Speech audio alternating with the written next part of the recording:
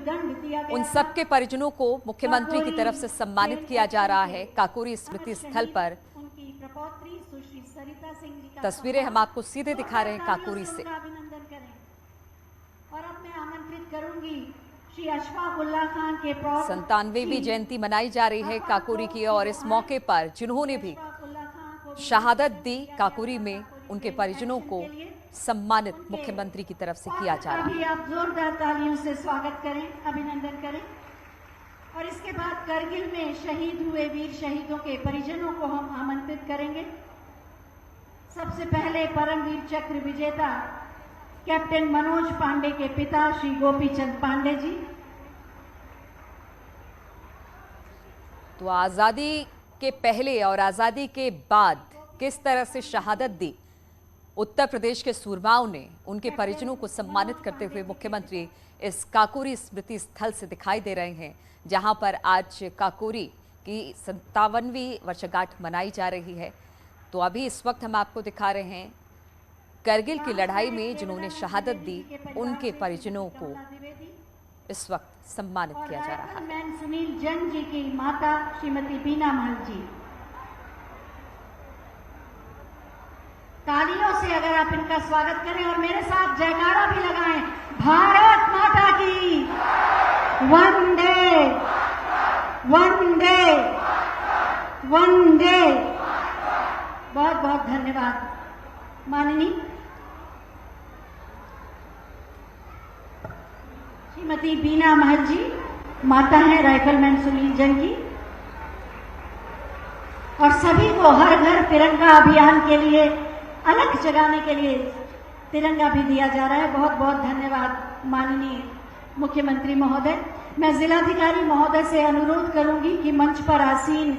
तो तस्वीरें आपने देखी काकोरी स्मृति स्थल से, सीधे तस्वीरें हम आपको दिखा रहे हैं, जहां पर पहले मुख्यमंत्री यहां पर पहुंचे, कार्यक्रम स्थल पर शहीद बलिदानियों को याद किया, पुष्पांजलि की, और उसके बाद वहां पर एक डाक टिकट भी जारी किया, मुख्यमंत्री की तरफ से जारी किया गया। अब उन परिजनों को सम्मानित किया जा रहा है जो आजादी से पहले या आजादी के बाद इस देश के लिए जिन्होंने अपने प्राण को न्यौछावर किया, उनके परिजनों को सम्मानित करते मुख्यमंत्री दिखाई दिए। तो आज काकोरी एक्शन की 57वीं वर्षगांठ है और इस मौके पर मुख्यमंत्री इस कार्यक्रम में शिरकत कर रहे हैं। आज पूरे काकोरी को तिरंगे के रंग में रंग दिया गया है। एक सेल्फी पॉइंट भी बनाई गई है जहां पर लोग अपनी सेल्फी ले सकते हैं, और इस दिन को याद करने के लिए आज खुद मुख्यमंत्री यहां पर पहुंचे हैं। शहीदों के परिजनों को सम्मानित किया है, डाक टिकट यहां से जारी किया गया है, साथ ही साथ शहीदों को नमन और उन्हें याद भी किया जा रहा है। अब मुख्यमंत्री का उद्बोधन होगा। हमें प्रेरणा दें आप सबकी जोरदार तालियों के साथ।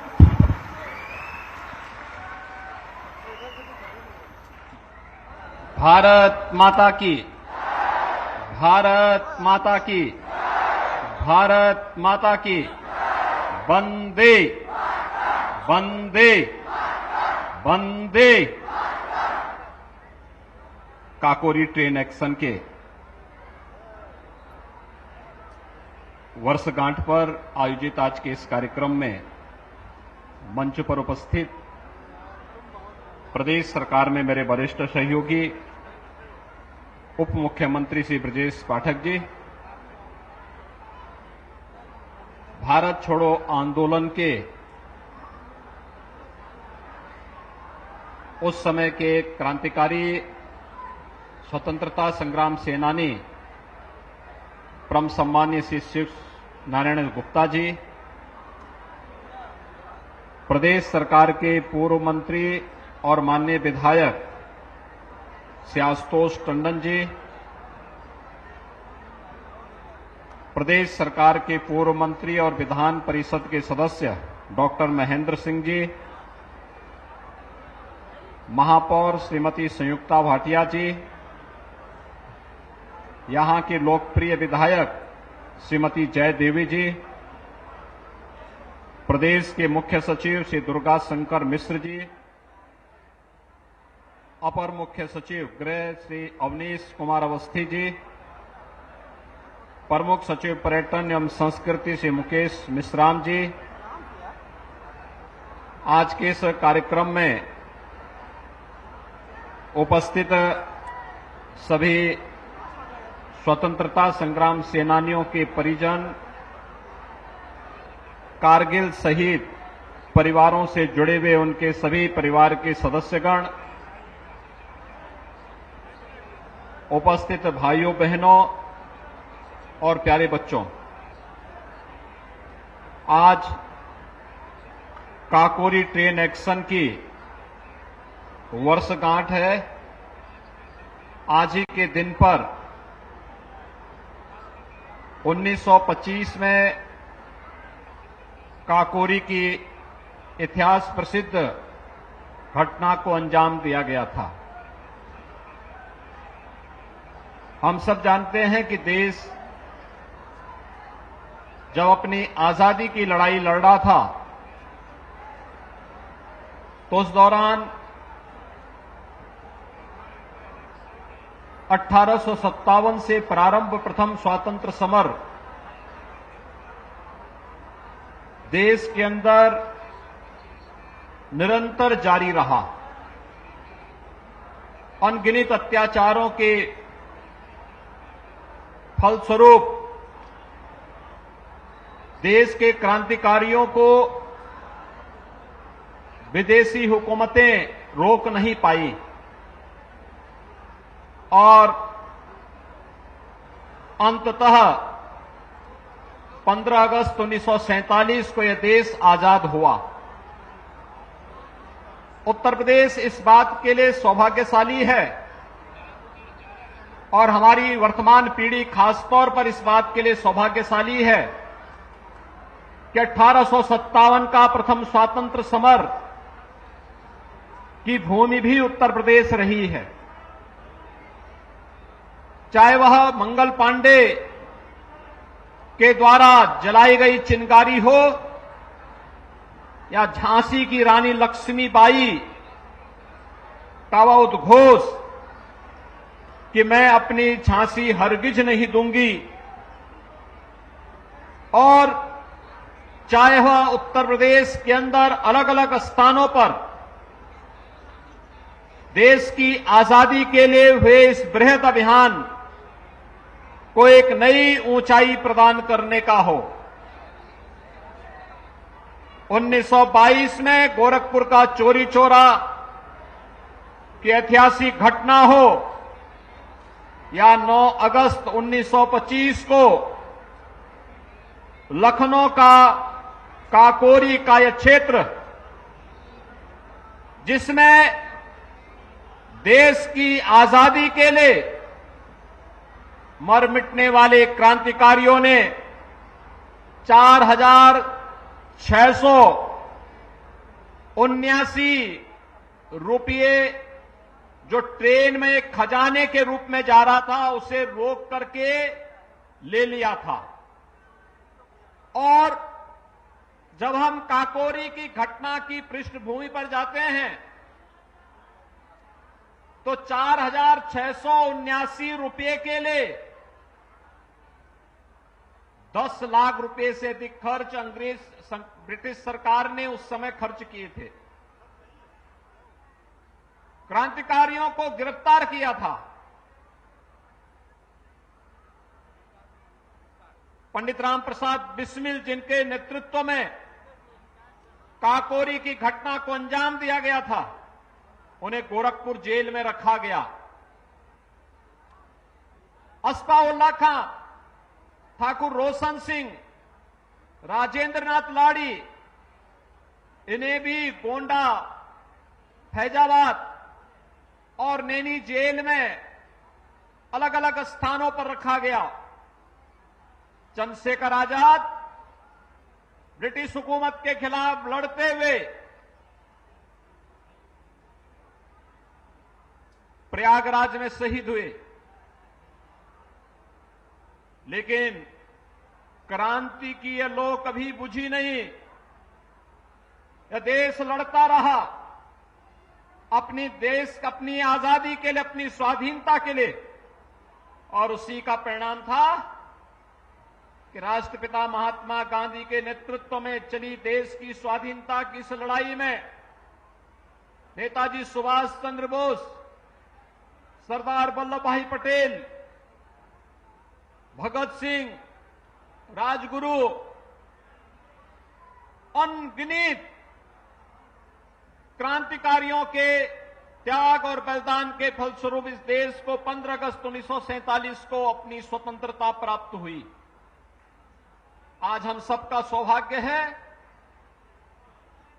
कि देश अपनी आजादी का अमृत महोत्सव मना रहा है और 15 अगस्त 2022 को जब आजादी के 75 वर्ष पूर्ण होंगे, पूरा देश इस अमृत महोत्सव का साक्षी बनेगा।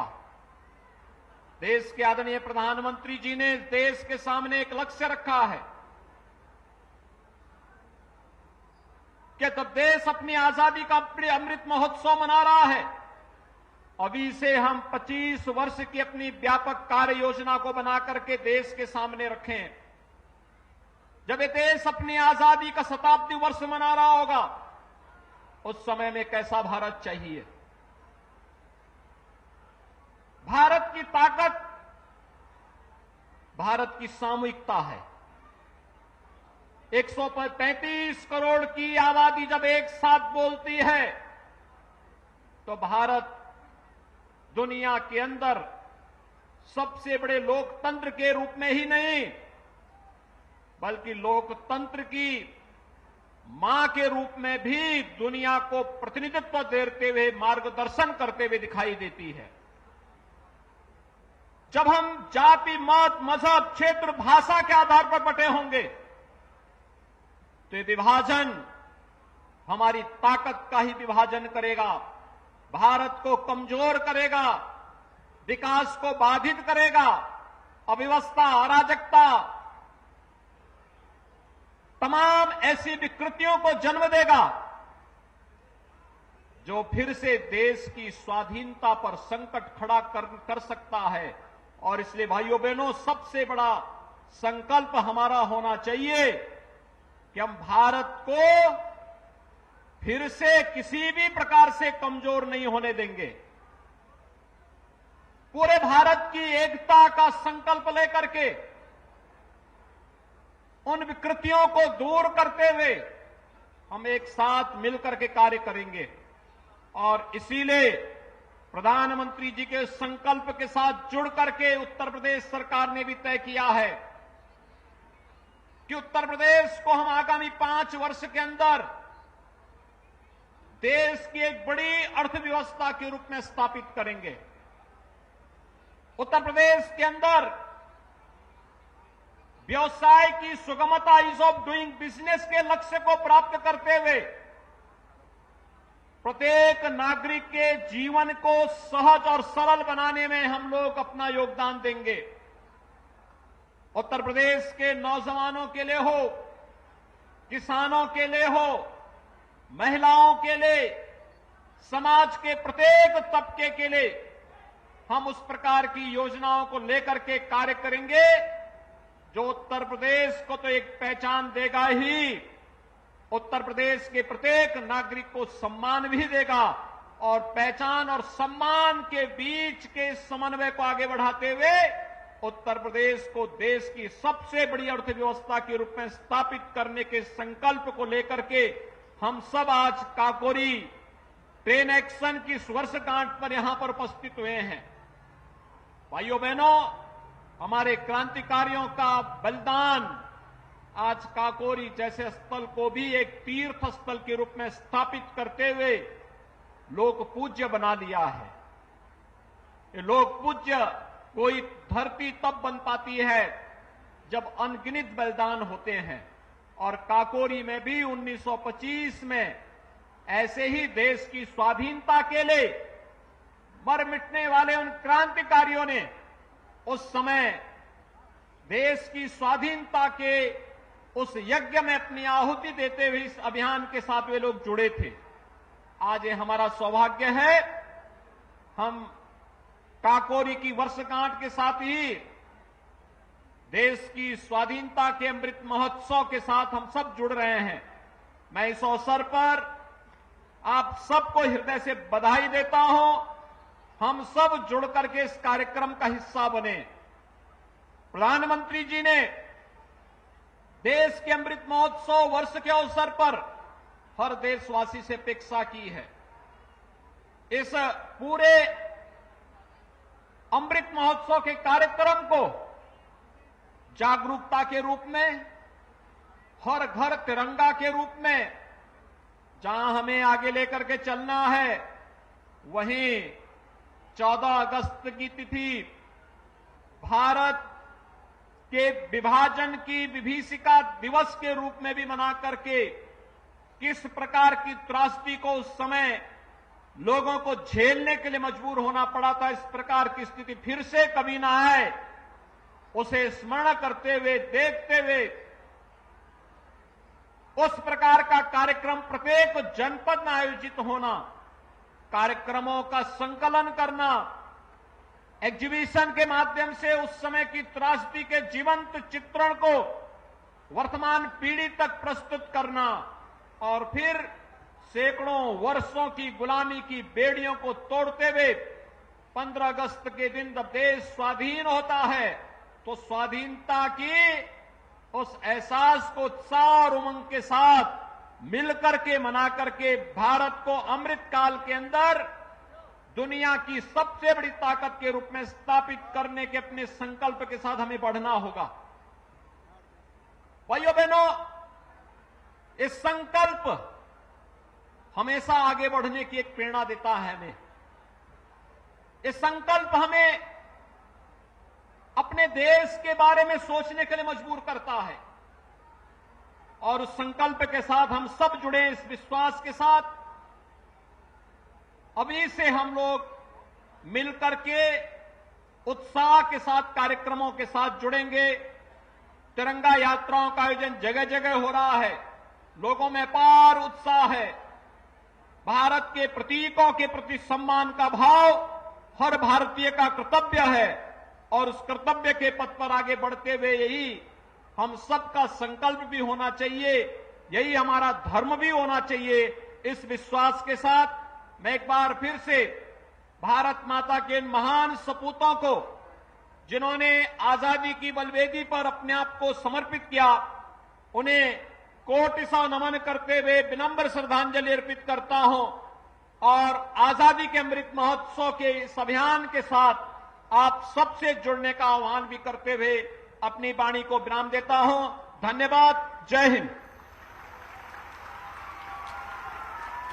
तो मुख्यमंत्री योगी आदित्यनाथ को आप सुन रहे थे। शहीदों को सीएम योगी ने यहां पर नमन किया है और तिरंगा अभियान का भी जिक्र करते हुए मुख्यमंत्री योगी आदित्यनाथ यहां पर नजर आए।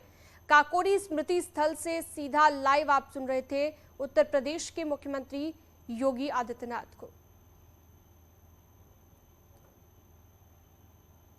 तिरंगे के रंग में सजा हुआ यहां पर यह कार्यक्रम स्थल नजर आया और काकोरी एक्शन की 97वीं वर्षगांठ है। इसी मौके पर तमाम उन शहीदों को नमन किया गया जिन्होंने देश की रक्षा के लिए प्राण न्यौछावर कर दिए। देश की एकता की भी यहां पर मुख्यमंत्री ने बात की और कहा कि ये सबसे बड़ी ताकत देश की है, पूरे भारत को संकल्प लेना होगा और प्रधानमंत्री ने जिस संकल्प का जिक्र किया है वो भी देश का हर नागरिक ले। ये तमाम बातें मुख्यमंत्री ने यहां पर मंच से अपने संबोधन के दौरान कही हैं।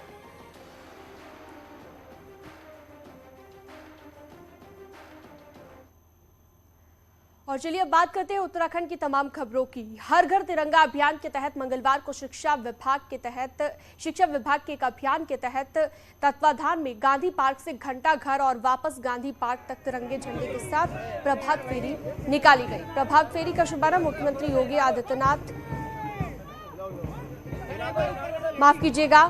मुख्यमंत्री पुष्कर सिंह धामी की ओर से और शिक्षा मंत्री धन सिंह रावत ने हरी झंडी दिखाकर रवाना किया। प्रभात फेरी में शहर भर के सैकड़ों स्कूली बच्चों के साथ मुख्यमंत्री, शिक्षा मंत्री, डीजीपी समेत कई विभागीय अधिकारियों ने हिस्सा लिया।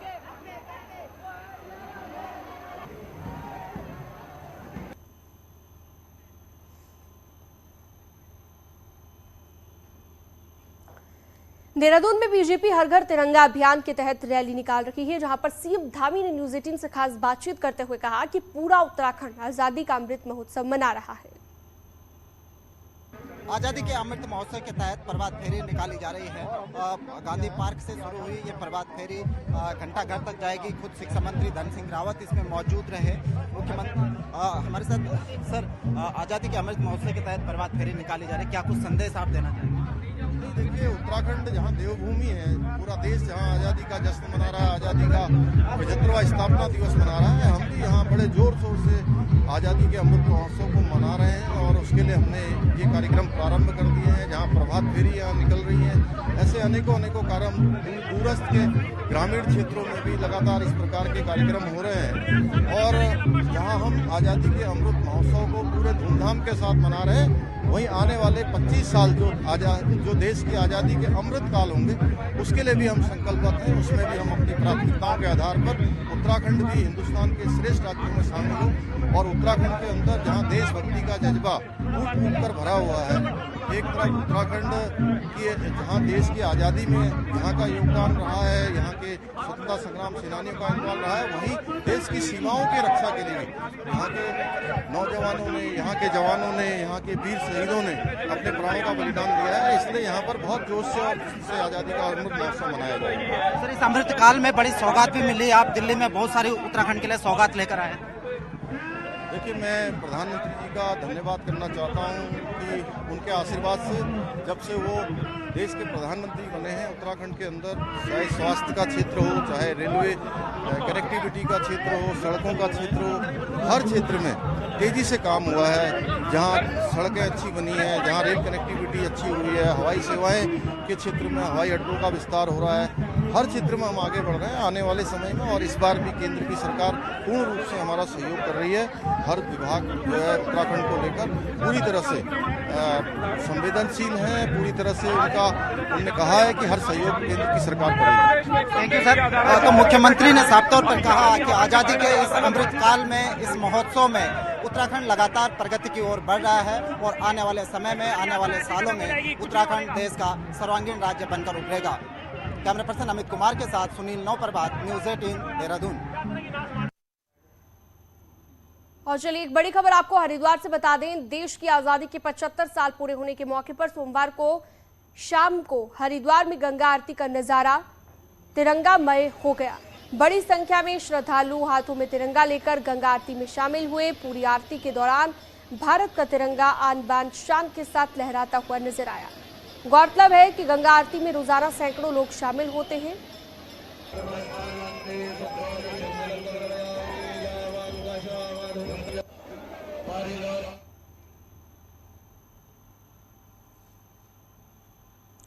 उत्तराखंड की सीमा पर भारत तिब्बत सीमा पुलिस की महिला दल ने सीमा पर एक गश्त पूरी की।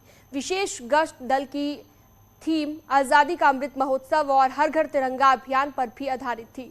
आईटीबीपी ने 2016 से सीमा चौकियों पर महिला कर्मियों को तैनात करना प्रारंभ किया था। वर्तमान में बल में करीबन 2500 महिलाएं सेवाएं दे रही हैं।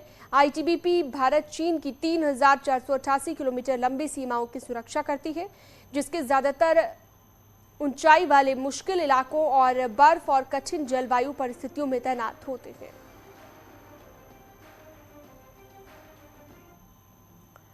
बीजेपी में सबकी नजर अब कैबिनेट विस्तार से लेकर संगठन में बदलाव और दायित्वधारियों पर टिकी हुई है। इस बीच सीनियर नेताओं की दिल्ली दौड़ ने कार्यकर्ताओं की धड़कनें ज्यादा बढ़ा दी हैं।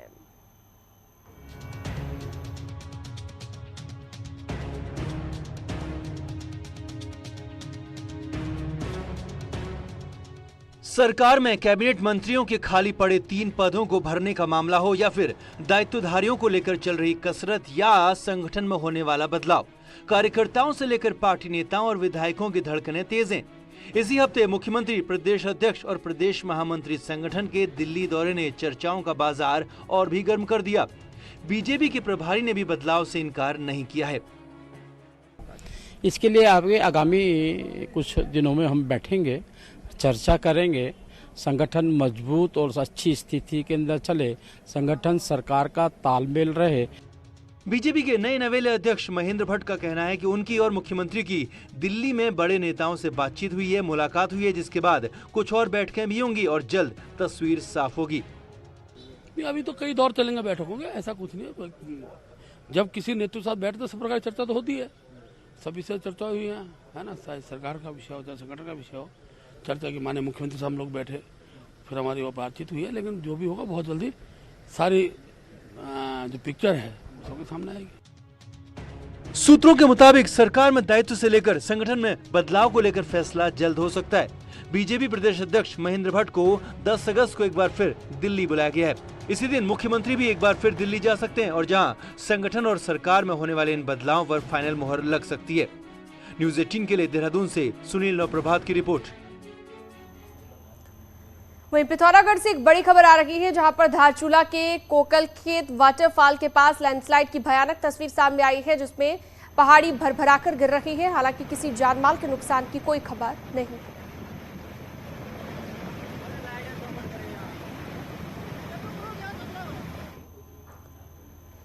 जनपद उत्तरकाशी में 15 दिन के भीतर भारत चीन बॉर्डर पर बिना अनुमति के एक और युवक के पहुंचने से सुरक्षा एजेंसियों में हड़कंप मचा हुआ है।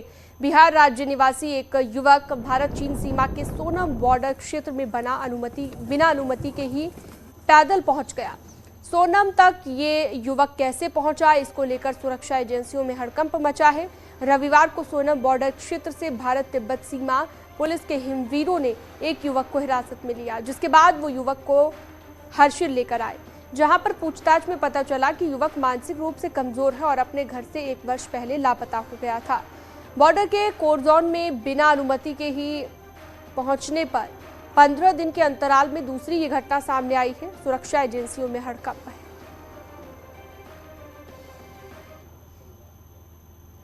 और यहां रुकते एक छोटे से ब्रेक के लिए, जल्द लौटते हैं।